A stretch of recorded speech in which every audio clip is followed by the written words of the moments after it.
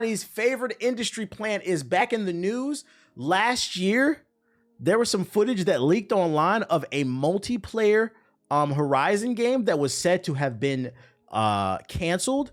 It was like a character select screen, some customization, a little bit of gameplay. People were like, well, it turns out that game might not be canceled.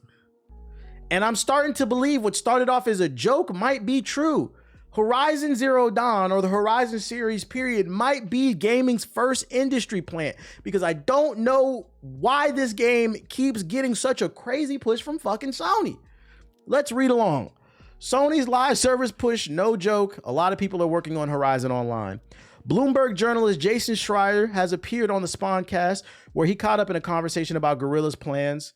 Will you be doing another lo-fi later on? Lo-fi? You mean stream? Are you talking about beats? There's obviously quite a lot of Horizon on the way this year, with Horizon Zero Dawn remaster due on the 31st of October and Lego Horizon on the 14th. But what will come after these two games? Horizon Online is their next product, not the third single player game, looks like he's explained. So that one maybe weighs off, which is a shame, because I thought some of the stuff that, I'm not going to spoil it, some of the stuff in the world building they did in not Assassin's Creed, Horizon Forbidden West, I thought was really interesting, and I wanted to see how the story concluded.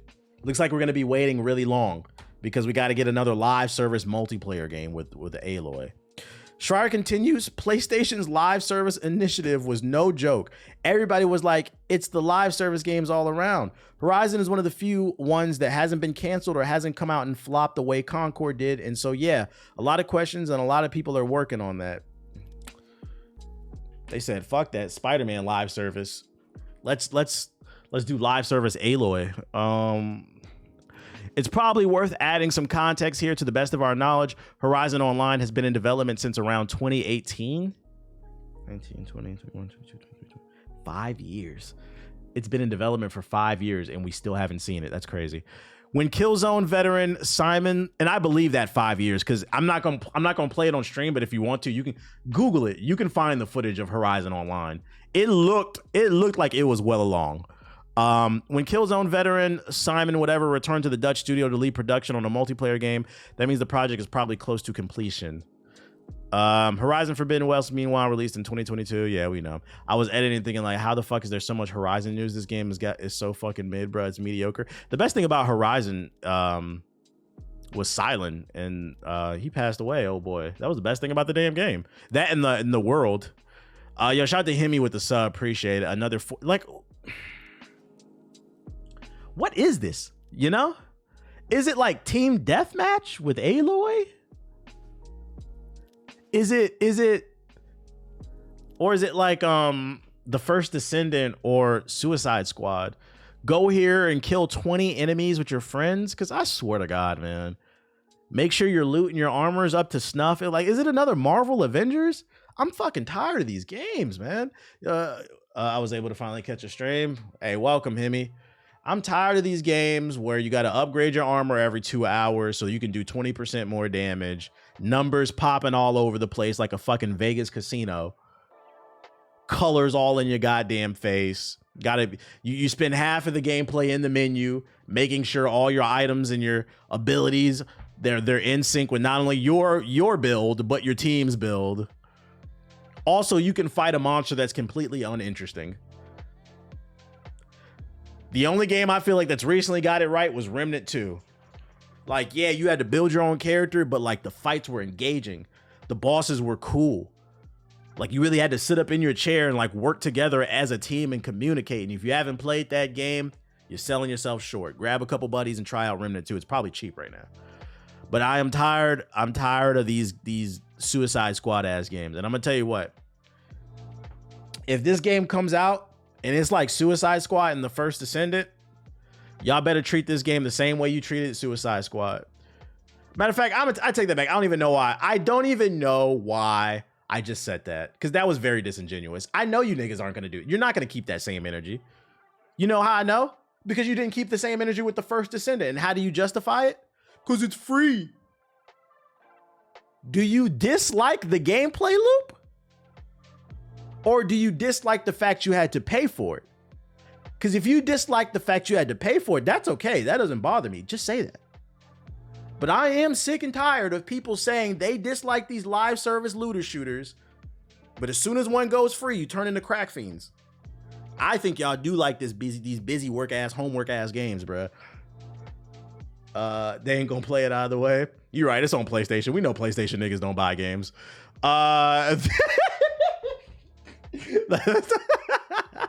They too busy re-ing up on ice, buying ice bags at the grocery store to put on a PS4.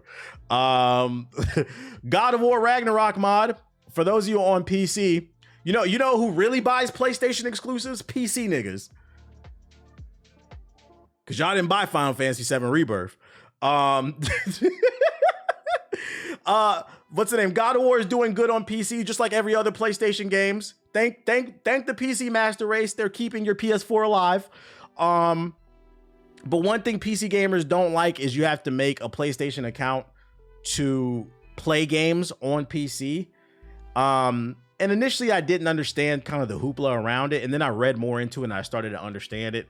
A lot of that stuff is region locked. So there are certain countries that can't play games on Steam that are PlayStation games, but also security issues. I was like, you know what? That's valid too. PSN gets hacked all the fucking time. So then if I give up my credit card and my personal info while I'm a PC gamer just to play this PlayStation exclusive on PC, now if PSN gets hacked, I'm a part of that data breach when I should never have to be a part of it because I'm playing on PC. So I was like, there's a deep hatred for PSN on PC. But if you want to play God of War, some modders created a mod that removes PSN off that shit. So shout out to the PC community. Y'all are fucking funny. Keep sticking it to the corporations. You don't have to deal with this shit. It's on Nexus mods. So the PSN bypass mod. Let's look this shit up. PSN bypass mod. That's fucking funny, dude. 6 days. Oh wait, is that it right there at the bottom? PSN bypass. Boom. I got you, chat. Here you go. If you on PC, here you go. Allegedly, I got you with the link. Fuck Sony. That's fucking funny, man. Oh shit. I still don't believe the PSN gets hacked. Sony just selling niggas info. Who knows? Who fucking knows? Yo, shout out to Little Fame. Is it the same for Steam Decks? That I don't know. You're gonna have to do your research on that. That I don't know. There was something funny that this perfectly segues into more Sony slander, bruh. I don't know if y'all missed it yesterday. You probably did on PS4 because you niggas don't got no games anyway, and your PS4 doesn't start. And when it does, you gotta get jumper cables like it's a car. But for people who are on PS5 who actually own current gen consoles, you are aware that PSN was down yesterday. So I just wanted to let the PS4 niggas know that PSN was down yesterday. You would have known that if you had a 5. Anyways, that's enough of the news for poor people. The PS4 actually has games though. Yeah, changing your wallpaper every day is pretty fun. It's pretty fun. Wallpaper change, logging in, talking through the earbud to your friends. Sound like you're on a Vietnam radio. That's pretty fun. Renewing your month-to-month PSN subscription.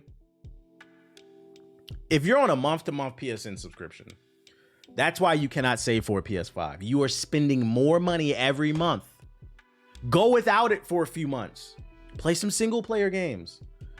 Save your money and get a PS5. It's not that bad, bro. It's not that bad. Todd Howard reveals why Bethesda games are irresponsibly large. Yo, shout out to SXX 3000 with the sub. Appreciate it. Let's talk about some Bethesda slander.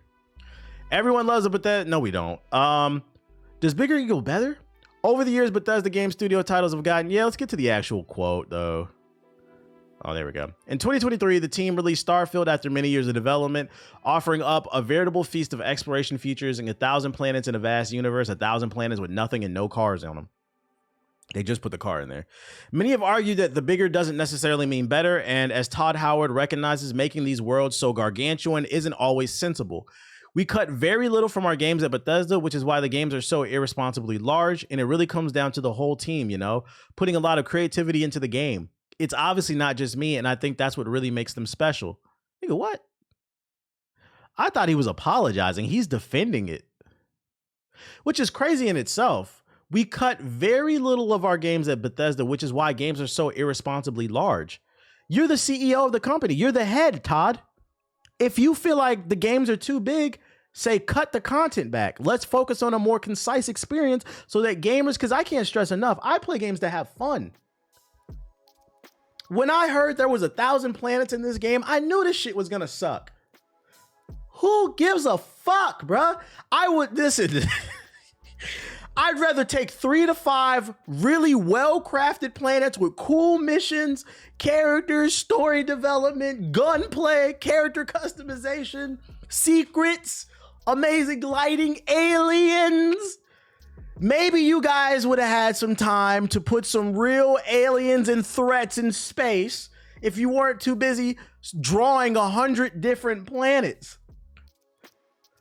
And then this man's like, you know, we were just in too deep. You're the CEO. You're the head of the company. Say, hey, we need to do better. I'm not gonna lie, you sound like a horrible leader. Let the community fix the game. Like the Outer Worlds. The Outer Worlds was great. It was fucking great. Shout out to Obsidian. Put him on fraud. This nigga's been on Fraud Watch, bruh. This nigga's been on Fraud Watch ever since the Fallout TV show came out. The best Fallout is the TV show. In recent memory, at least. In recent memory. The Fallout, y'all seen the clip, right? When the Fallout TV show came out, he was on the red carpet and IGN or some publication said, hey, we gave the show a 9 out of 10. He said, really? Oh my God. Like, the nigga was shocked. You know, when you respond like that, you know you need to do better, yet you don't.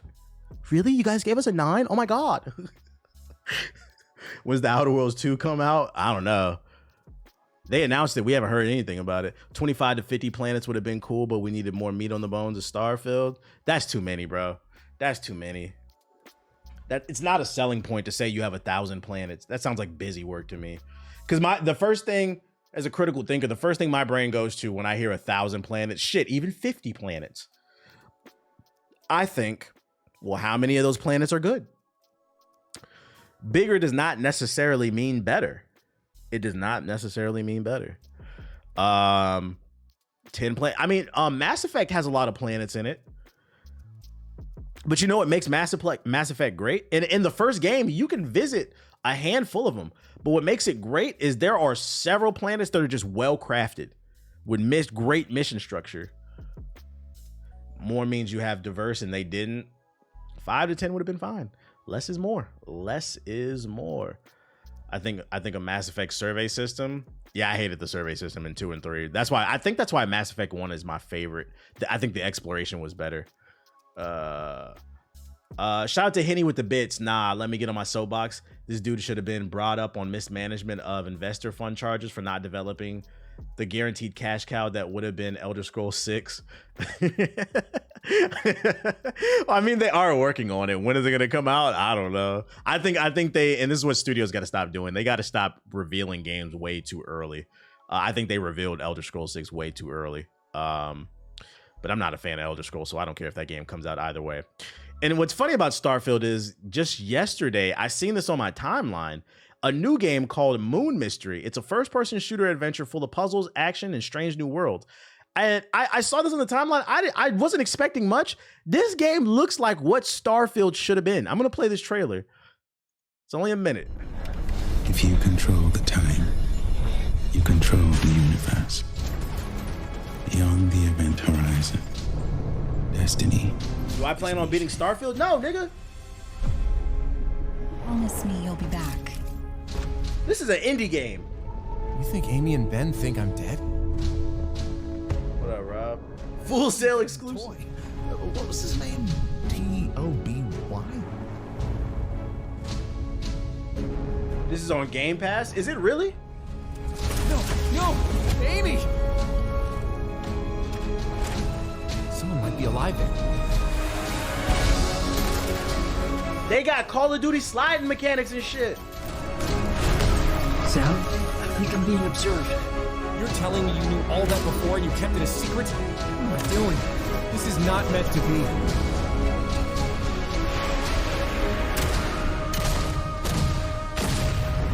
If the universe is infinite, This look kind of good. It's not bad. It's not bad. It don't look bad. I see a handful of y'all talking about it. Hit a link. Hit a link if you want to keep up with it. Wish listed it. It doesn't look bad. But I was like, how the fuck this shit look better than Starfield already? Like, it got a story, gameplay, all that shit.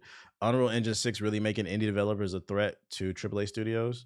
Unreal Engine 6, you mean 5? Yo, shout out to Rob Avelli with the sub. Appreciate it. Fuck Unreal Engine 5. Unreal Engine 5 is woke, remember? I featured that. It's a joke, by the way. It was a tweet that I featured last stream. Somebody said if you use Unreal Engine 5, the game is woke. So all Unreal Engine games are woke and trash. Yeah, it's the DEI engine, which, by the way, nobody answered my question. Or it's the title of my stream. Is there DEI? Is there heaven for DEIs? Is there? Let me know. Play a fucking beat, bitch. The games industry is undergoing a generational change, says Epic CEO Tim Sweeney. A lot of games are released with high budgets and they're not selling. Epic Games CEO Tim Sweeney said during his address at today's Unreal Fest in Seattle that while there's still uncertainty about what exactly the metaverse is, that government lizard shit, the continuing growth of Fortnite and the failure of a number of high-profile, big-budget games to meet expectations is proof that it represents the future of gaming. Fortnite hit new records in currency. Sweeney said during his opening comments, achieving an all-time peak of 110 million active users over the precious holiday season, an accomplishment he said coming amidst a generational change in the games industry. God damn. 110 million active users still? That's what I said. Y'all lying. I wonder how many of these are PS4 players. Let's see. PS4 lifetime sales. 80 production ended in 2016. Wait, that's not right. Oh, 117 million units to date as of March 2024. So yeah, 117 million PS4s sold. 110 million active users. So probably at least 70 to 80 million of them are PS4 niggas. Okay, interesting. That's what I said. Y'all love these live service games. People swear they hate them, but y'all love them. One of the manifestations of that change we're seeing right now is that a lot of games are released with high budgets and they're not selling nearly as well as expected, Sweeney said, whereas other games are going incredibly strong. What we're seeing is a real trend where players are gravitating towards the really big games where they can play with most of their friends. It's free. They have cheap skins. Just keep playing the game versus why risk your $70 on a game where you don't know if it's going to be good or not. Budget. I mean, the reviews are mixed. Like I said, the few successful live service games are eating into the profits of single player games or even other multiplayer games like a Concord or whatever. I think this generation has a very unique problem that we never saw in previous generations, where gamers now have to decide, do I want to continue to play this live service game or invest in X, Y, and Z? Versus when I was younger, it was just buy this game, play it, buy this game, play it. There were not these continuous games. So now you have to think about how you budget. And you have to ask yourself, is it worth it, especially in this economy? I understand the consumer standpoint. The perceived value of a game, he continues, grows in proportion to the number of your friends that you can connect to, for everything from playing games together to chatting by voice, watching virtual concerts, or doing other cool virtual things online. Yeah, and that's another unique issue too with this generation. It's the time investment, right? The time and the money investment. I'm pretty sure there are people out there that got thousands of dollars on their Fortnite account, and it's probably hard for them to let go and try a different game knowing they spent so much money and time on it. It almost becomes like a vicious cycle that they're stuck in. Some people will call it the metaverse, Sweeney said, and we're not all in agreement on what this means. Some people, when they hear the word metaverse, they think of Facebook doing with VR and now AR. Some people use the metaverse to describe everything they don't like about the current Fortnite season. Regardless of what you think of the moment-to-moment state of Fortnite, though, it's new and it's exciting, and it's something that's never happened in this scale or history of entertainment, Sweeney said. The evolving story and ongoing live content updates are obviously a huge part of that, but he attributed much of Fortnite's success to all the world's brands participating and dropping in, musicians reaching users, Disney and Star Wars and others all. Yeah, that's also, I don't know how they managed to do that, but managed to pull off putting so many different characters. Like I seen a clip the other day of Miss Incredible looking extra thick and niggas standing behind her as Doctor Doom and Ryu throwing cash on their ass and shit. Like it makes for like funny clips, and like you can't do that in any other game. What up, Jason? Yeah, that sunken cost fallacy, how much they're invested in this shit. I'm sick of live service games though. I'm ready for them to go. Also, with games becoming jobs with all these daily missions, yeah. And people don't even understand like the psychology behind it. They've been sucked into doing a job. I gotta get my dailies, gotta get my weeklies in, gotta get my monthlies. If I don't, I'll be behind. And then you get made fun of. Like, imagine being a kid who doesn't have much sense of self, especially because, I mean, they're kids, they're still maturing, right? Like, the last time I got on Fortnite, everybody made fun of me because I didn't have a skin. Now I'm a grown-ass man, so I'm like, nigga, fuck you. I'm still gonna get these kills. I'm still not gonna build nothing. I'm gonna play like an unk, and I'm still gonna get some kills, like whatever. But imagine being a kid who's not fully mentally developed, and you hear that from your friend group all the time. You don't have no skins, you're poor. Now you're getting bullied into buying shit. You're stealing your mom's credit card and shit, your dad's credit card. Oh yeah, you didn't get the battle pass? That's crazy. Sorry, my parents are struggling to make rent. Can't relate. Kid's having a breakdown right now because he missed his dailies. Like, that's a thing now that's very unique. That did not exist when I was a kid. Oh shit. That's fucking funny, dude. I remember grinding hours for Halo Reach skins. The only live service game I remember really grinding was, which is our early one, was PlanetSide 2. I grinded that for like a year. Then I got tired of it. And then I grinded Apex as well, which y'all saw. We grinded that for like a good 2 or 3 years. And then I got tired of doing the monthly dailies. But it's very rare that like games like that good where I feel inspired. They got no build mode now. Still not playing it. I'm just tired. I believe in letting things run their course. I get tired of